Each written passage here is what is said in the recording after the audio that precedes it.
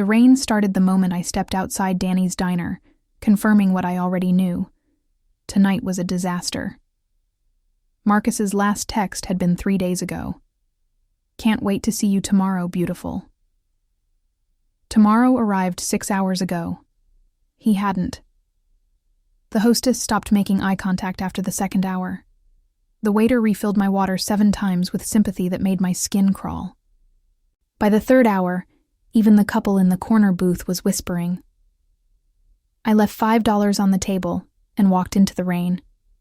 Instead of going home to Queens, I found myself at the Crimson Room, one of those bars marked only by a red door and a bouncer who looked dangerous.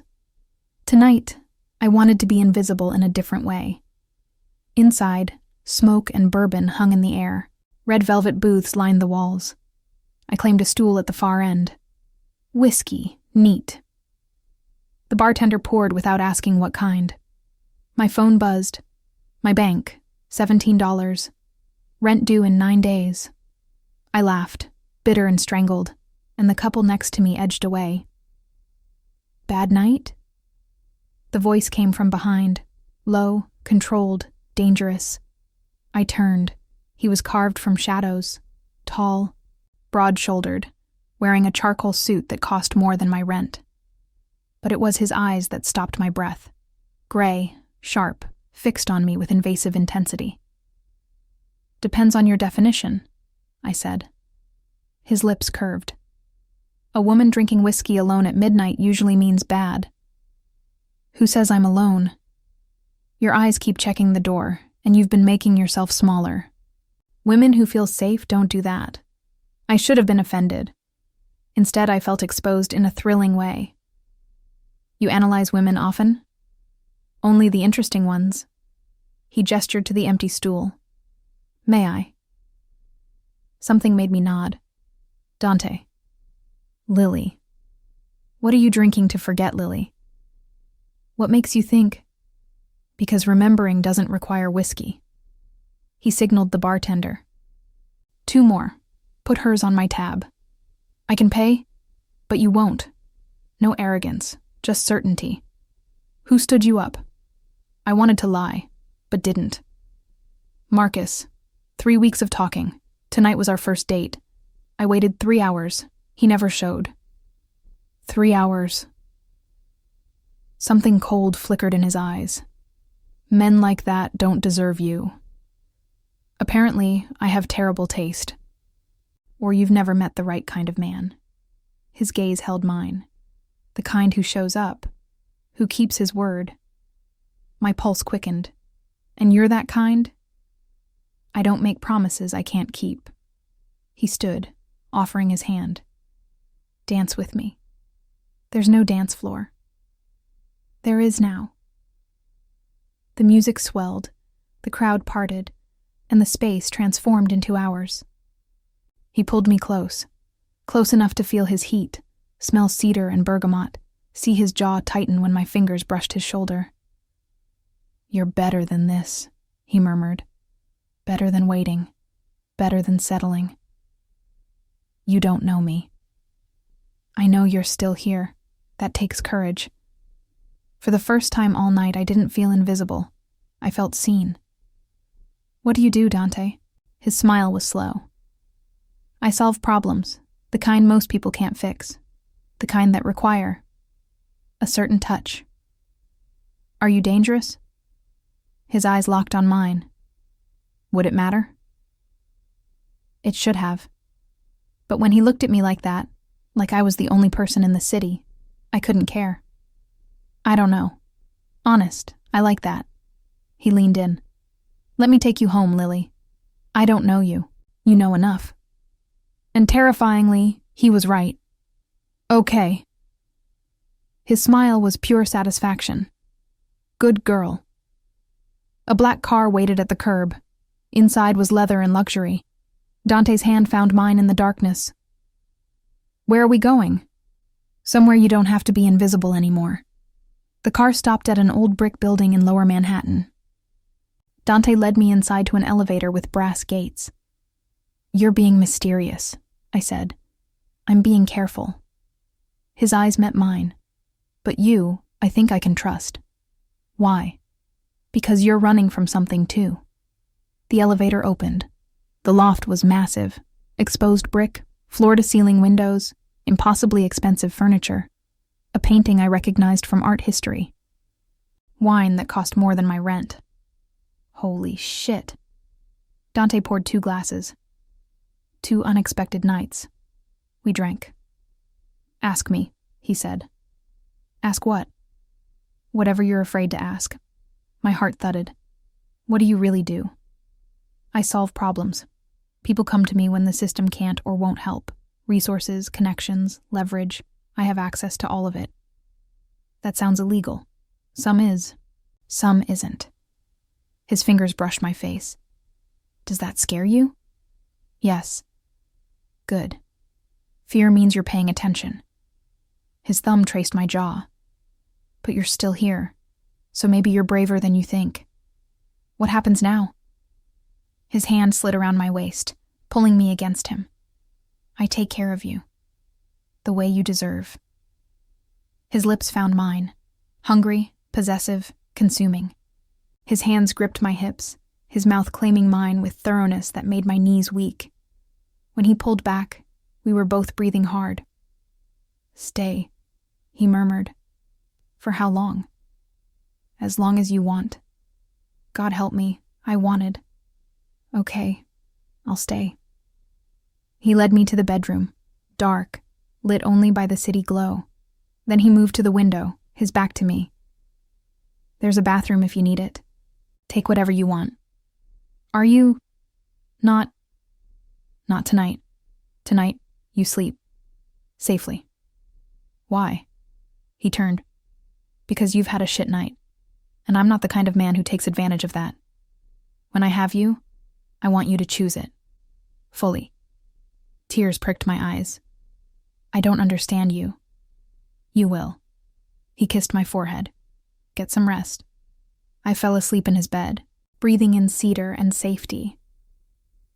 When I woke, sunlight streamed through windows and coffee filled the air. Dante was in the kitchen, wearing another immaculate suit, standing at the stove. He glanced up with that devastating smile. Good morning, sleeping beauty. Did you quote a fairy tale? Would something else be better? He gestured to a waiting coffee cup. Black, 2 sugars, I guessed. He guessed right. You didn't have to. I wanted to. He flipped pancakes. Besides, you look like you haven't eaten in days. He wasn't wrong. Sit. He set golden pancakes with fresh berries before me. Why are you being so nice? I asked quietly. Because you deserve it. You don't know me. I know enough. You waited 3 hours. You're loyal. You came here alone. You're brave. You're still here despite everything. You take risks. Or I'm stupid. You're not stupid, Lily. You're tired of being invisible. He leaned forward. But you're not invisible to me. We ate in comfortable silence. What are your plans today? He asked. Work. My shift starts at 2. Where? A cafe in Queens. Nothing special. Call in sick. I can't. I need money. How much do you need? What? For rent, bills, whatever. How much? I'm not taking your money. I'm not offering charity. I'm offering a solution. He crossed to me. You spend days pouring coffee for people who don't see you. You live paycheck to paycheck. For what? So you can keep surviving? Not everyone has the luxury of more. No, but you could.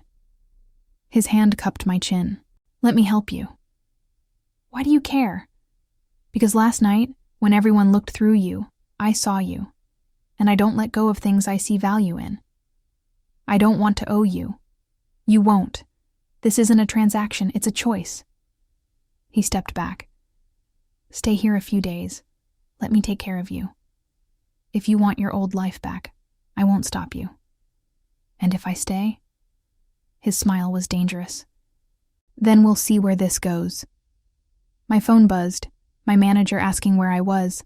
I made a choice. I called in sick. Dante's smile was pure satisfaction. Good girl. Over 3 days, I existed in a dream. Dante worked, taking calls in languages I didn't recognize, meeting people who never spoke to me. But when he wasn't working, he was entirely present. Cooking, pouring wine, asking questions that made me matter. The tension between us grew with every hour, an invisible thread pulling tighter until I thought I'd snap. On the 4th night, we sat on the couch, neither watching the TV. "Can I ask something?" I said. "Always." "Why me?" "You could have anyone." He was quiet. Then, "Because when I saw you at that bar, I didn't see someone broken. I saw someone who'd been bent so many times she learned how to bend without breaking. That strength is rare. I don't feel strong. That's because you've been told you're not enough. But you are, Lily. You're more than enough." I turned to face him. "I want to kiss you. Then kiss me." So I did. This time I initiated. I climbed into his lap, tangled my fingers in his hair, kissed him like I was drowning, and he was air. He groaned, his hands gripping my hips. When I ground against him, he cursed. "Lily," he warned. "Don't stop me, please. I want this. I want you." His control snapped. In one motion, he stood, lifting me. My legs wrapped around his waist as he carried me to the bedroom, his mouth never leaving mine. "Are you sure?" he asked, his voice rough. "I've never been more sure." And then there were no more words, only touch, only heat, only us, tangled in darkness, erasing every moment of loneliness. After we lay tangled in sheets, his fingers tracing my shoulder. "Stay," he murmured. "I am staying. No, stay permanently. Move in. Let me take care of you the way you deserve." I should have said no, but what came out was, "Okay." His arms tightened. "You won't regret this. I promise." And wrapped in his warmth, I believed him, completely. The first week was a fairy tale. Dante paid my debts, bought me clothes, introduced me to his world carefully, making sure I felt safe. But by the 2nd week, I noticed things. Men in expensive suits arriving unannounced, speaking in hushed tones. His phone ringing at 3 a.m. Certain rooms always locked. I didn't ask questions. Because every time doubt crept in, Dante would do something that made me forget. But on the 15th day, everything changed. Coming back from a walk, I saw a familiar face outside. Marcus. My stomach dropped. He looked terrible, unshaven, hollow-eyed. When he saw me, his face twisted. "Lily, we need to talk." "There's nothing to talk about." I tried passing, but he grabbed my arm. "You think you can just ghost me? Let her go." The voice was cold, lethal. Dante stood in the doorway, his expression carved from ice. Flanking him were 2 large, silent men. Marcus's grip loosened. "Who the hell are you?" "Someone you don't want to meet." Dante descended slowly. "Touch her again, and I'll make sure you regret it. This is between me and Lily." "No, this is between you and the fact that you're still standing here." Dante's smile was terrifying. "Leave, now, before I make this personal." Marcus looked at me, then Dante, and went pale. He stumbled backward. "This isn't over." "It is," Dante said quietly. "Believe me." Marcus fled. Dante pulled me into his arms. "Are you okay?" "I'm fine. How did you know?" "I always know." He held me tight. "You're mine now, Lily, and I protect what's mine." That night I heard Dante on the phone. "Find out everything about Marcus Thompson, where he works, lives, who he talks to, every mistake he's made." A pause. "And make sure he understands that if he comes near her again, it won't be a conversation." I should have been scared. But all I felt was safe, because Dante had chosen me, and in his world, That meant everything. Even if I didn't yet understand what kind of world it was, or what it would cost to stay. But I was about to find out. The next morning, Dante was gone. No note, no text. I tried not to panic. By noon, anxiety clawed at me. Then the elevator opened. Dante stepped out, with 4 men in dark suits. Between them was a 5th man, older, silver-haired, face like carved granite. "Lily," Dante said carefully. "This is Alessandro Vega, my uncle." Alessandro stepped forward, his gray eyes assessing me. Then he smiled. "So you're the girl my nephew won't stop talking about. It's a pleasure. Nice to meet you. Dante tells me you've had trouble with an ex-boyfriend." My eyes flicked to Dante, who nodded. "It's handled," I said quickly. "Is it?" Alessandro's smile didn't reach his eyes. "Men like that don't just disappear, they fester." He turned to Dante. "You've taken care of it?" "I will." "Good." Alessandro looked back at me. Dante is protective of what's his, and if he's claimed you, that makes you family too. The weight of those words settled over me. "Thank you." Alessandro nodded, then left with his men. "Who was that?" I asked. "My uncle, head of the family." "Family? You mean—" "Yes." Dante's expression was unreadable. "Now you know what I do, who I am." Mafia, unspoken but deafening. I should have run. But all I thought about was Marcus grabbing my arm, Dante making him disappear, feeling protected for the first time. "Are you afraid of me now?" Dante asked. "No. You should be. I know." I placed my hand over his heart. But I'm not. His hand covered mine. "I'll never hurt you. But I can't promise the world around me won't be dangerous. If you stay, you need to understand that." "I understand. Do you? Because once you're in, there's no going back. My enemies become yours. My choices affect your life. I need you to be sure." I looked into his gray eyes, the ones that had seen me, and made my choice. "I'm sure." His kiss was desperate, claiming. When he pulled back, something raw showed. "Then you're mine," he whispered. "Completely. And I'll burn down anyone who tries to take you from me." God help me, I believed him. Every word. Because in Dante's world, love wasn't gentle. It was fierce, possessive, dangerous. And I wanted it all. Even if it meant dancing with darkness. Because the girl who waited alone in that diner, she was gone. And the woman standing here, she wasn't afraid of the dark anymore. She'd learned to make it her home. The invitation came on a Tuesday morning, delivered by a man in a black suit who simply handed me a cream envelope with gold lettering and left without a word. Inside, elegant script. Sunday dinner, 7 p.m., the Vega Estate, Staten Island. Dress accordingly. Alessandro. Dante found me staring at it in the kitchen. "You don't have to go," he said, though something in his voice suggested otherwise. "But you want me to." He was quiet for a moment. "Alessandro doesn't invite people to family dinners unless they matter. If you go, it means you're not just mine. You're part of the family. Officially. And if I don't, then you don't. But Lily..." He cupped my face. "I want you there. I want them to see what I see. Who you are to me." So on Sunday, I wore the black dress Dante bought me. Silk, elegant, expensive, and tried not to throw up in the car on the way to Staten Island. The Vega Estate wasn't what I expected. Instead of some ostentatious mansion, it was a sprawling brick home behind iron gates, old world and understated. Gardens surrounded it, manicured but not showy. Expensive cars lined the circular driveway.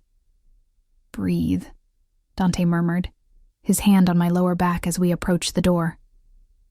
It opened before we reached it. Alessandro stood there, older but commanding in a tailored suit. Behind him, I could see movement, people, voices, the clatter of dishes.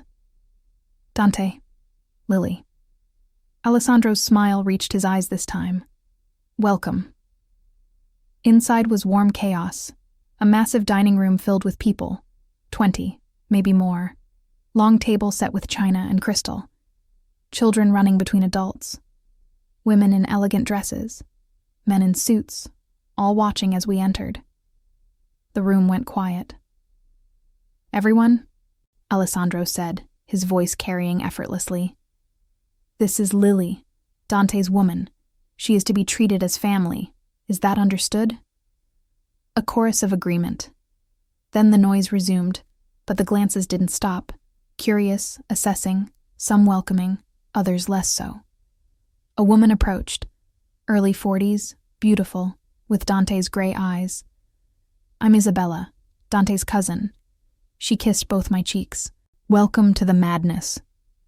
Thank you. Don't let them intimidate you. They're testing you. They test everyone. What happens if I fail? Her smile was sharp. You don't. Dinner was an education. I sat beside Dante, his hand occasionally finding my knee under the table, grounding me. The food was incredible. Course after course, wine flowing freely. Conversations happened in 3 languages: English, Italian, Spanish, sometimes all at once. Alessandro sat at the head, watching everything with those sharp eyes. Beside him sat a woman who had to be his wife, elegant, silver-haired, regal. She studied me throughout the meal with an expression I couldn't read. So, Lily, a man across from me said, Marco, Dante had whispered earlier, his cousin. What do you do? The table quieted slightly. I was a waitress, I said clearly, before Dante. Was? Marco's smile didn't reach his eyes. I'm figuring out what comes next. And what do you think of our family business? Dante's hand tightened on my knee. A warning. I think, I said carefully, that family takes care of family. And sometimes that means doing things others won't understand. Alessandro's laugh cut through the tension. Smart answer. Diplomatic. She's not just pretty, nephew, the older woman said. Alessandro's wife, I realized. Her voice was honey over steel. I like her. The approval shifted something in the room. Conversations resumed, but warmer now. People asked me questions about Ohio, my mother, what I thought of New York. Dante's hand never left my knee, a constant reminder I wasn't alone. After dinner, the men disappeared into Alessandro's study. The women moved to the living room with espresso and dessert wine. I felt out of place in my expensive dress, surrounded by women who wore power like perfume. Don't look so terrified, Isabella said, handing me a small glass of amber liquid. They like you. That's the hard part done. How can you tell? Because you're still here, and breathing. She smiled. When we don't like someone, they know within 5 minutes. Trust me. What happens then? Then Dante wouldn't have brought you. The older woman, Sophia, I learned, approached with the grace of someone who'd commanded rooms for decades. Walk with me, dear. It wasn't a request. We stepped out onto a terrace overlooking the gardens. The autumn air was crisp, city lights glowing in the distance. My husband tells me you know what we are, Sophia said. Yes. And you stayed. Yes. Why? I thought about lying, giving her the answer she might want. But something told me this woman would see through anything but truth. Because I spent my whole life invisible, and Dante saw me, really saw me. And I'd rather be visible in the dark than invisible in the light. Sophia studied me for a long moment. Then she smiled, genuine, warm. You'll do, Lily. You'll do just fine. What do you mean? This life isn't easy. We lose people. We make sacrifices. The men we love do terrible things in the name of family. She looked out at the gardens. But we endure, because that's what family does. And if Dante has claimed you, you'll need to endure too. I can. I believe you. She turned back to me. But understand this. Once you're in, there's no leaving. Not without consequences. Not without pain. Are you prepared for that? My heart hammered. Yes. Good. She patted my hand. Because my nephew loves you. I can see it. And we protect what our family loves. When the men returned from the study, Dante found me immediately, his eyes searching mine. You okay? Yes. Did they? They were kind, mostly. I smiled. Your family is intense. That's one word for it. He pulled me close, lowering his voice. Alessandro wants to speak with you, alone. My stomach dropped. Why? Because he needs to make sure you understand what you're getting into. The study was wood-paneled and old-world, leather chairs, bookcases, a massive desk. Alessandro sat behind it, a glass of scotch in hand. Sit, Lily. I sat. You handled dinner well, better than most. Thank you. But now we talk honestly. He leaned forward. My nephew loves you, that's clear. And love makes men weak, makes them make mistakes. I stayed quiet. So I need to know, are you a liability or an asset? I'm whatever I need to be to protect him. Alessandro's eyes sharpened. Interesting answer. Tell me, what would you do if someone threatened Dante? Whatever it takes to keep him safe. Even if it meant breaking the law, getting your hands dirty?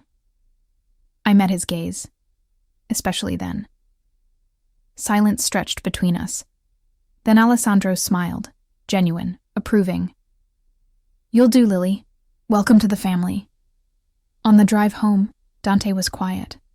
I watched the city lights blur past, processing everything, the dinner, the women, Alessandro's test. What are you thinking? Dante asked. That your family is terrifying and wonderful all at once. His laugh was low. That's accurate. Your uncle tested me.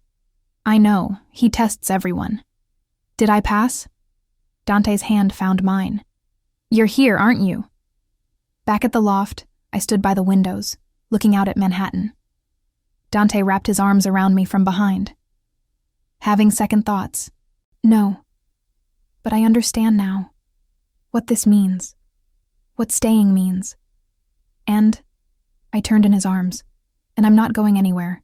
Your family, your world, your darkness. I choose all of it. I choose you. His kiss was soft, reverent. Then you're mine, completely. In every way that matters. In every way that matters, I echoed. And I meant it. Because I'd seen his world now, met his family. Understood the stakes. And I was still here.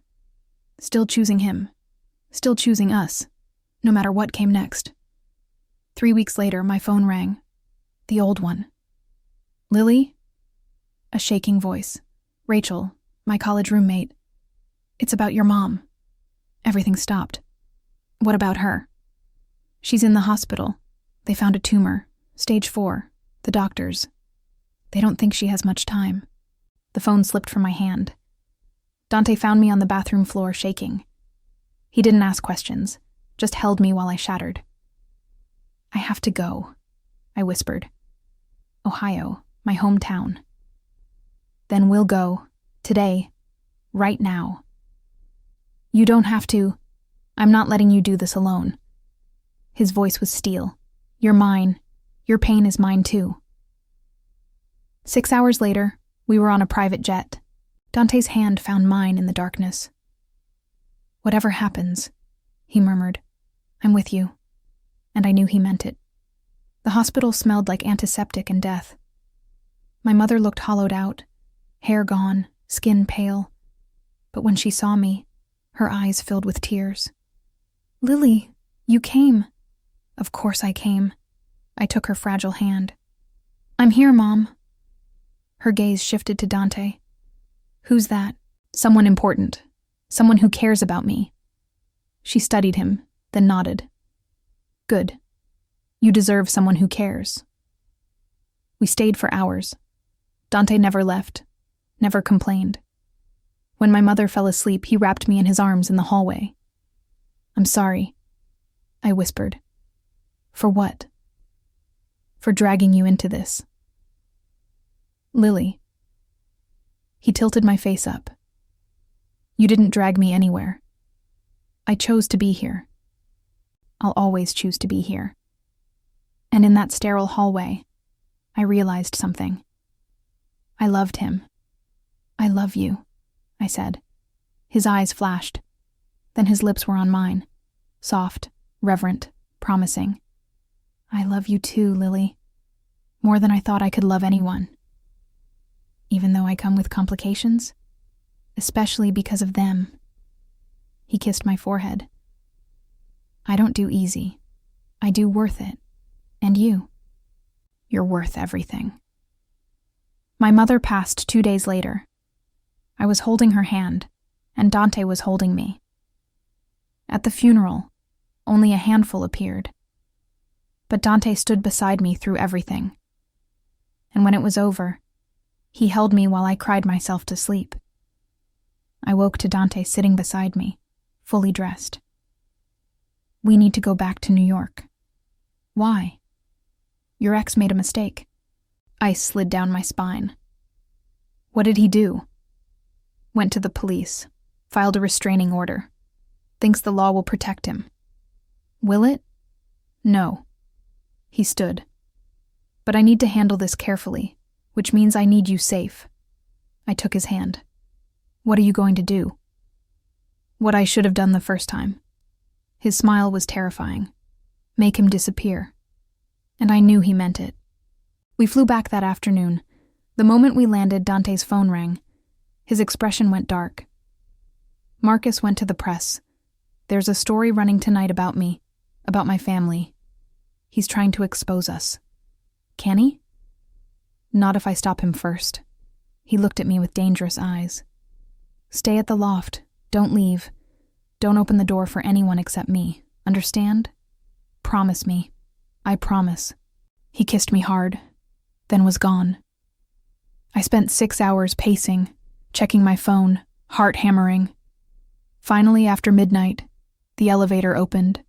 Dante stepped out, dragging Marcus by the collar. "Dante, what?"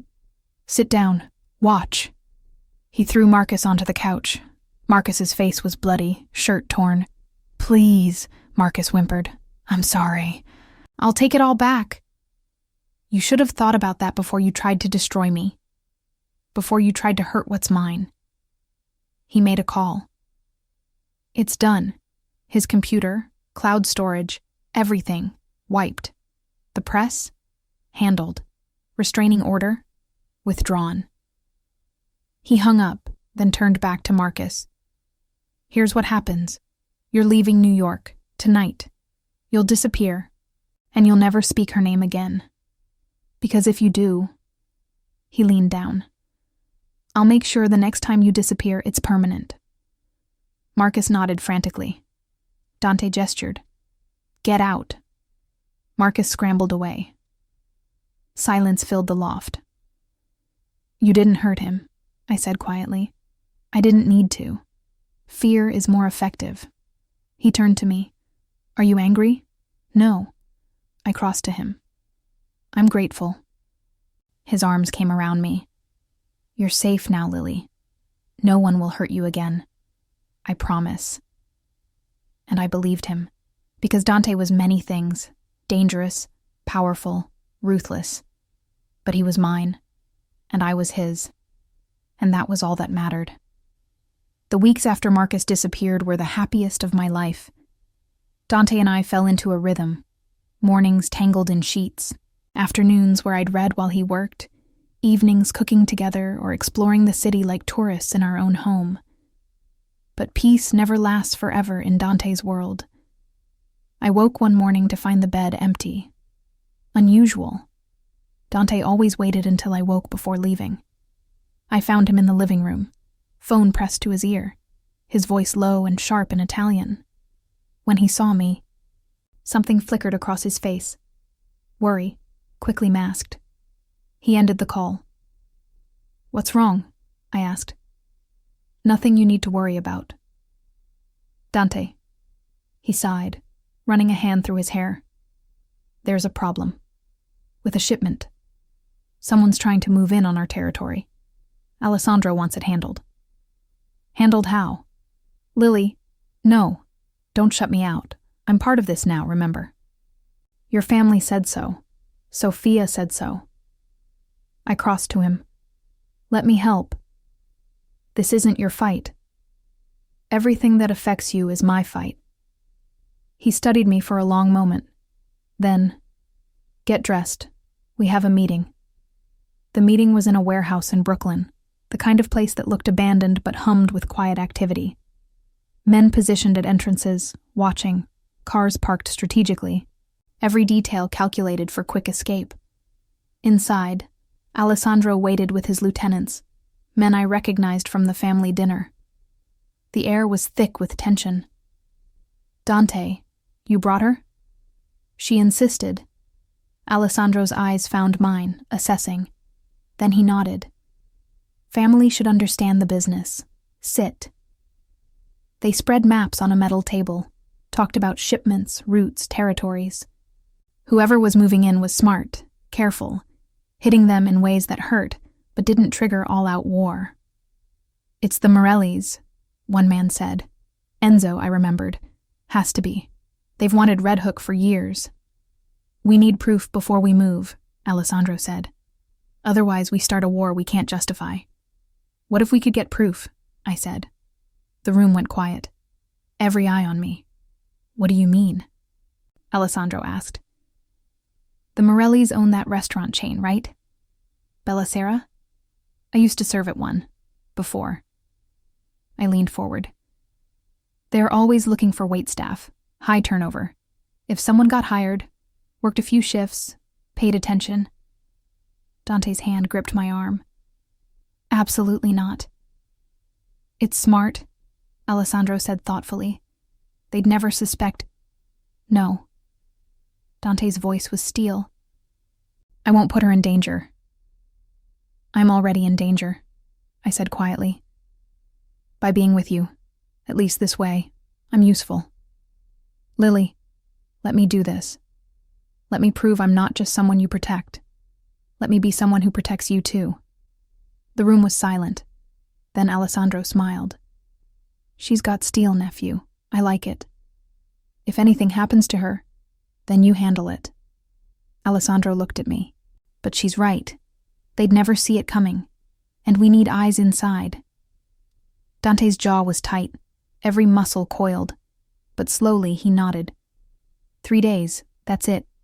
And you wear a wire, and Marco follows you every shift. Deal. Getting hired at Bella Sera was easy. I had experience, and like I said, they were always desperate for staff. The manager barely looked at my fake resume before handing me a uniform. The first shift was simple reconnaissance, learning the layout, watching who came and went, seeing which conversations happened in corners. I served pasta and smiled at customers and memorized faces. The second shift, I heard the name I was looking for. In the back office, voices raised, one of them Angelo Morelli himself. I'd seen his photo in the files Dante showed me, talking about the Brooklyn problem and teaching Vega a lesson. By the third shift, I had everything we needed. Names, dates, details about the next shipment they planned to hit. All of it recorded on the wire hidden under my uniform.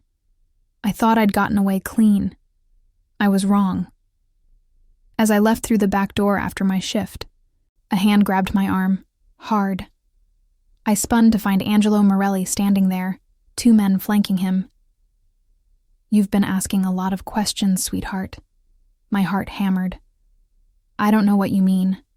Don't insult me." His grip tightened. "Who do you work for? The cops? The feds?" "I'm just a waitress. You're Dante Vega's girl. Oh yes, we know. Saw you at that family dinner last month. Our people are everywhere. His smile was cruel. So the question is, does Dante know you're here? Or are you playing your own game? Before I could answer, headlights flooded the alley. 3 black cars screeched to a stop. Doors opened. Dante stepped out, and even in the darkness, I could see the murder in his eyes. Behind him, Marco, Enzo, and 6 other men, all armed. Let her go. Angelo released me immediately, stepping back with hands raised.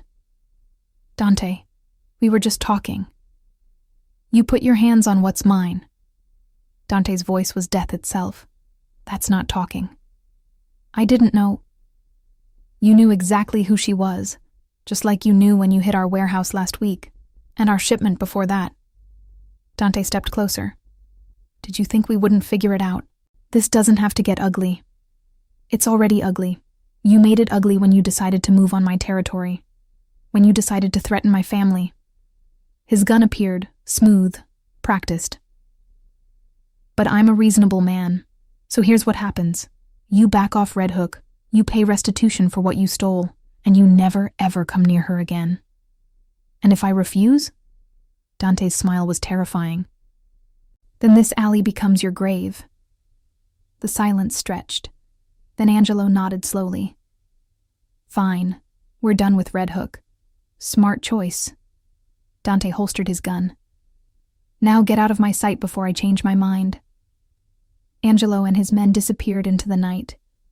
Dante turned to me, and the fury in his eyes made me step back. We'll discuss this at home. The drive back was silent. Tension filled the car like smoke.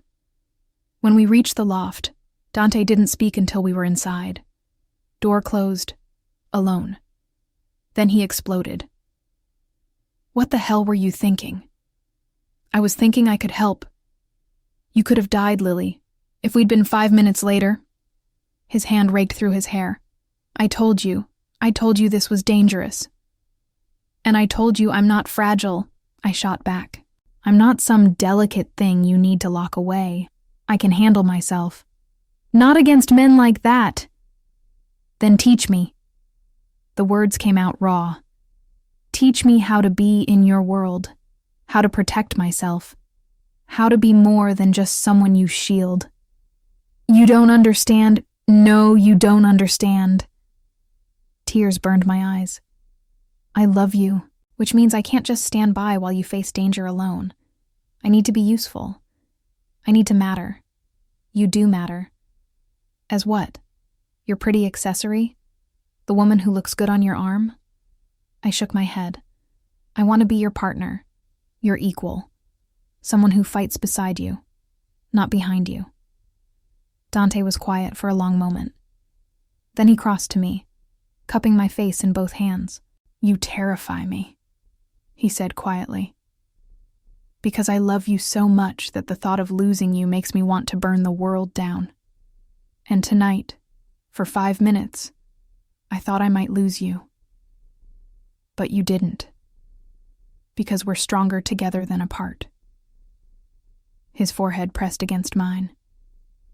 If we do this, if you're truly in my world, not just beside it, there are rules. You train. You learn to fight, to shoot, to think like they think. No more improvising. Deal. And when I say run, you run. No arguments, no heroics. Okay? And you never ever scare me like that again. I smiled through tears. I'll try. His kiss was desperate, claiming, full of fear and relief and love. When he pulled back, something had shifted between us. Partners? I whispered. Partners, he agreed. And I knew he meant it. Because that night everything changed. I wasn't just Dante's woman anymore. I was his equal, his partner, his match in the darkness, and together we were unstoppable. 2 months later, Dante took me back to the Crimson Room. The same bar, the same red door, the same amber lights. But everything was different, because I was different. He led me to where we'd danced that first night, then pulled me close. "Do you remember what I told you?" he murmured. "You told me a lot. I told you that you deserved someone who wouldn't leave you waiting, someone who kept his word." "I remember." He reached into his pocket and pulled out a small box. My heart stopped. "I'm not good, Lily. I'm not safe. But I'm yours. And if you'll have me, if you'll trust me with the rest of your life, I promise I'll never make you feel invisible again." He opened the box. A single diamond on platinum. "Will you marry me?" I looked into his gray eyes, the ones that had seen me when no one else had, and saw my future. Dangerous, complicated, unpredictable, but mine. Yes. His smile was pure joy. He slid the ring on, then kissed me, slow, deep, full of promises. And as we swayed together in the dim light, I realized something. I'd gone to that diner looking for a date, but I'd found so much more. I'd found a man who saw me, protected me, loved me. I'd found a home in the darkness, and I'd never been happier. Because sometimes the best things aren't found in the light. They're found in the shadows, where broken girls meet dangerous men and learn that love isn't always safe, but it's always worth it.